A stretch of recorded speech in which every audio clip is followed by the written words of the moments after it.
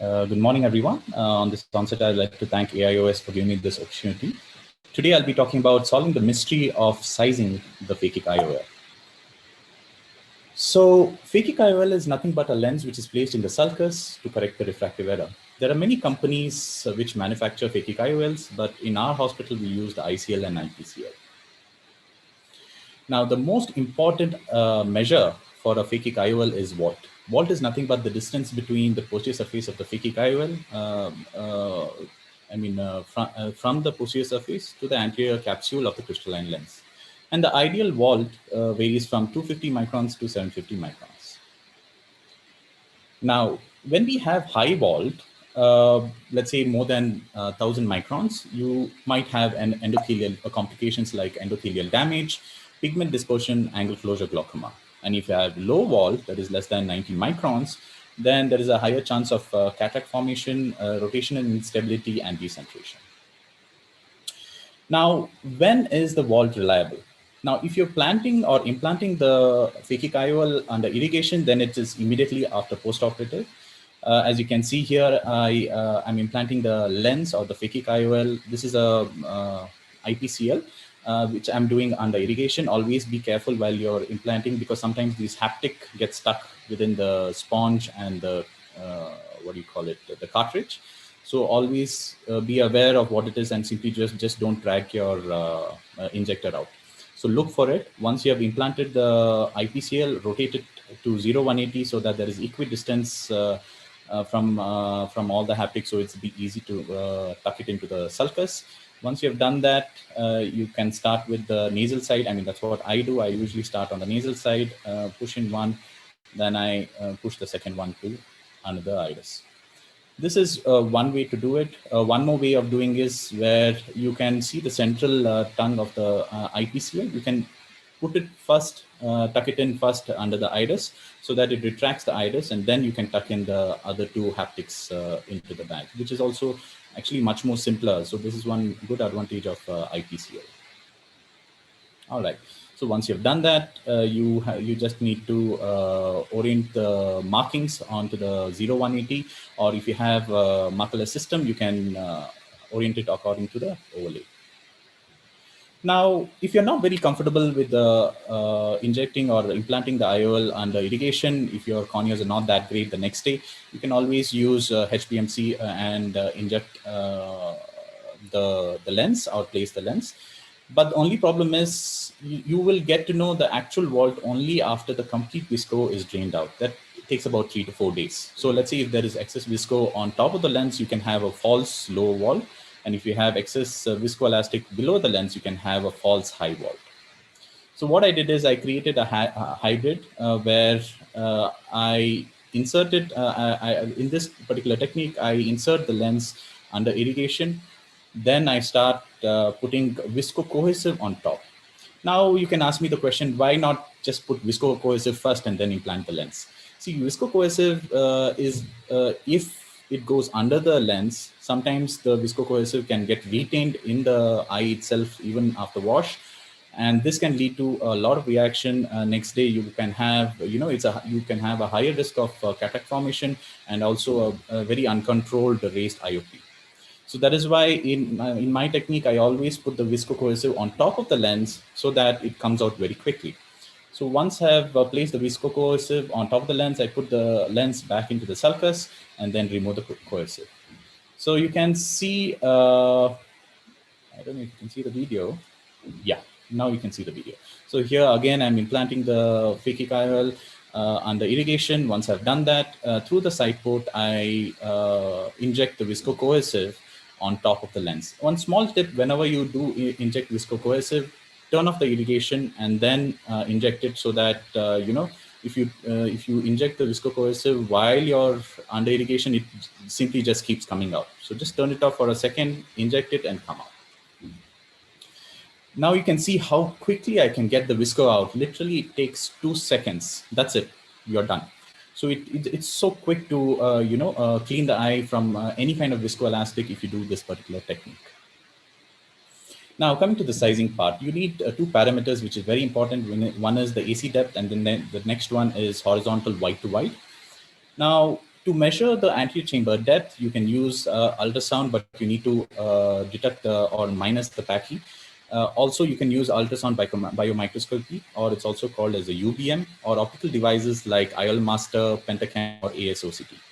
The ideal and the safest cutout would be anything above 3 millimeters should be very good.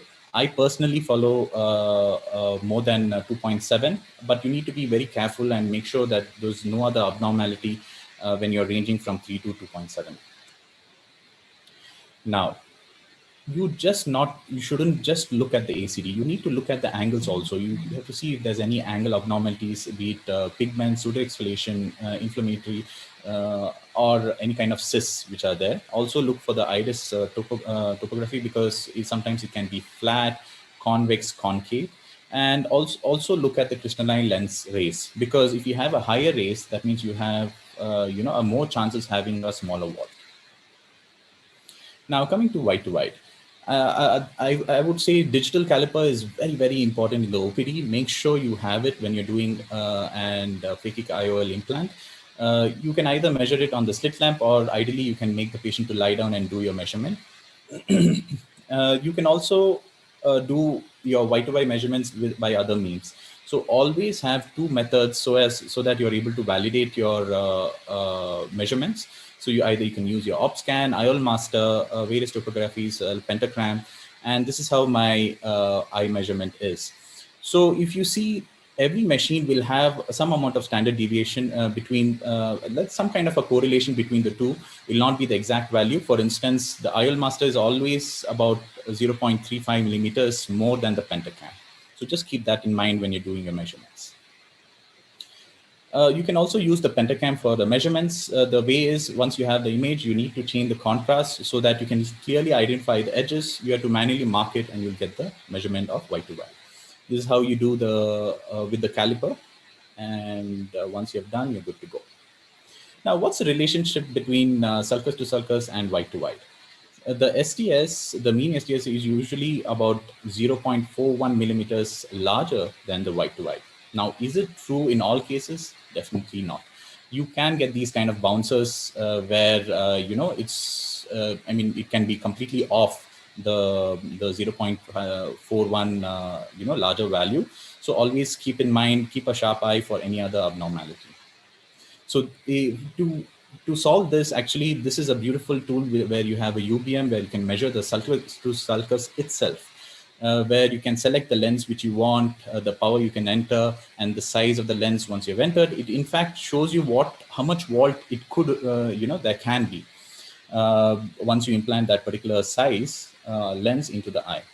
Now, the thing about the UBM is it is very user dependent. So you need to make sure that one, maximum two people only do the UBM measurements, so that your consistency is always there, and you make sure that that person is good at what is doing.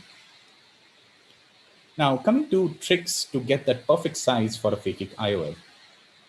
Now, how will a same size phakic IOL behave in two different eyes? So let's look at it. So if you have a lens which is and have a larger eye or a wider wide to wide, then you can have a lower wall.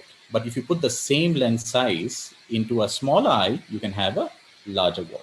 Now, with that concept in your mind, let's look at certain scenarios.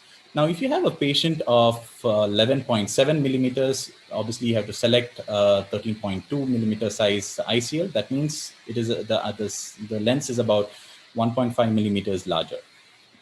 But if you get a patient with 12.3 millimeters, that means again you're selecting the same size lens, but the size of the lens is about 0.9 millimeters larger. So which do you think will have a higher wall? Absolutely right, the first one. So now you have this kind of a scenario where you have gone ahead with the first option, and then you have a shallow AC. Definitely you will land into trouble. But when you look at the toric IPCL, one benefit is it has steps of 0.25. So let's say we'll play the same kind of scenario where you have 11.65 millimeters and you have selected a 13 millimeter size lens.